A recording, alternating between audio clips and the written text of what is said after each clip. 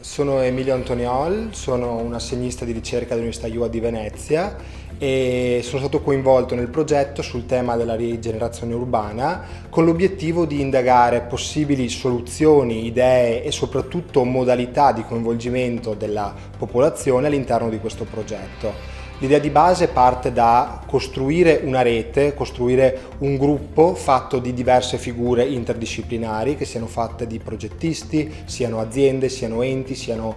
comunque anche persone che vivono i territori, nell'ottica di portare la rigenerazione dal livello di base, quindi con un processo bottom-up, verso l'alto, spingendo verso processi di costruzione e ricostruzione del territorio, di luoghi abbandonati, ma anche riattivando l'economia, riattivando gli aspetti sociali ed economici di un territorio. Da questo punto di vista l'obiettivo è quello di coinvolgere figure differenti e soprattutto di mettere in rete quelle che sono diverse competenze che possiamo già trovare sui territori.